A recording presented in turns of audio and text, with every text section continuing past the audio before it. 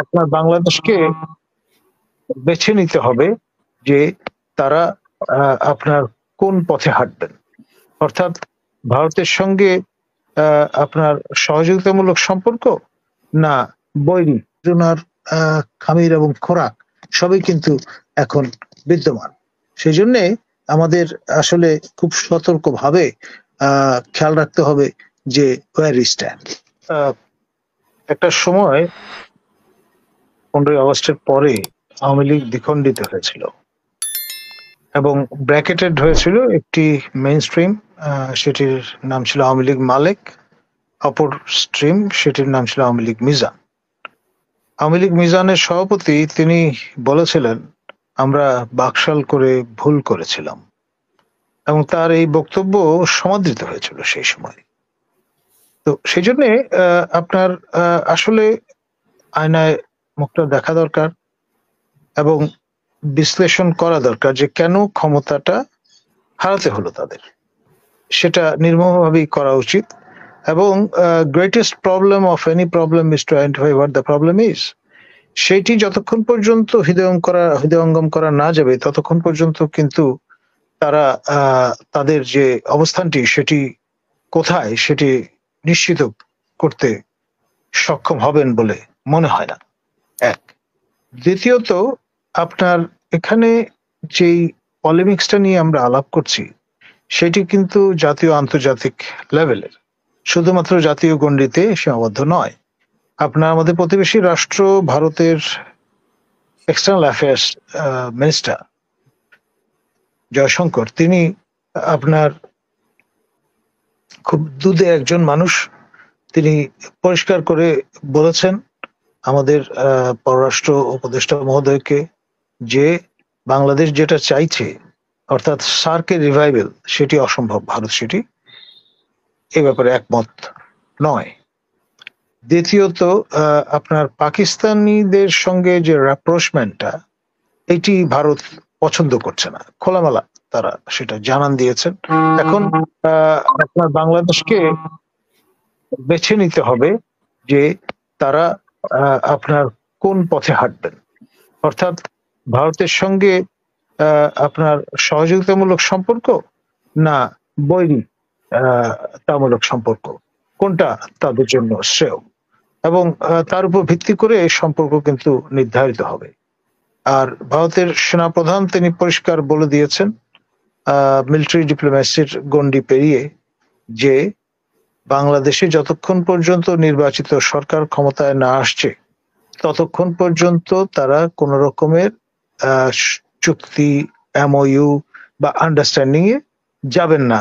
অর্থাৎ বর্তমান অন্তর্বর্তী সরকারের সঙ্গে তারা কোন রকম আপনার আন্ডারস্ট্যান্ডিং এ যাবেন না।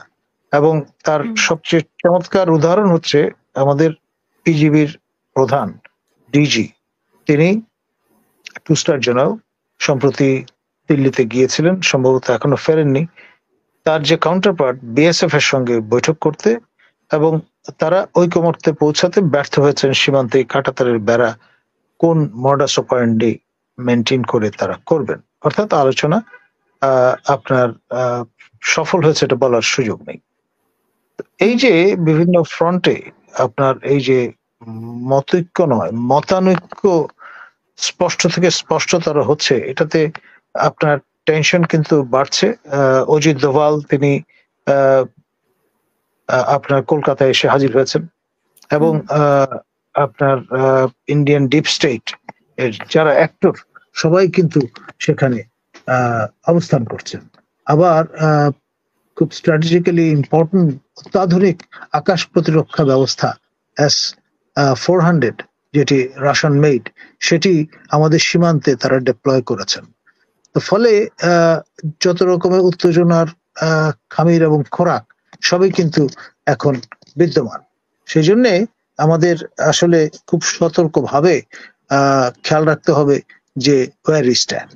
বা ডিকয় তৈরি করাটাও সমর কৌশলের একটি অংশ, এবং যেহেতু তারা নবপ্রজন্মের মানুষ এবং যথেষ্ট পারদর্শী, খেয়াল করে দেখেন হাসিনার শেষ আমলে যখন তারা আন্দোলন করছিলেন, এই নাহিদি আপনার খবরের কাগজ দিয়ে ঢেকে রেখেছিলেন তার আপনার এই যে থেতলে যাওয়া পা, আমাদের ডিবি হারুন বলে পরিচিত যিনি গুহ্য পুরুষ, তার অফিসে, এবং প্রেস স্টেটমেন্টও দিয়েছিলেন, এবং তাতে হাসিনা সরকারের অনেকেই তৃপ্তির ঢেকুর তুলেছিলেন যে না, এবার বোধহয় এরা বাগে চলে এসছে।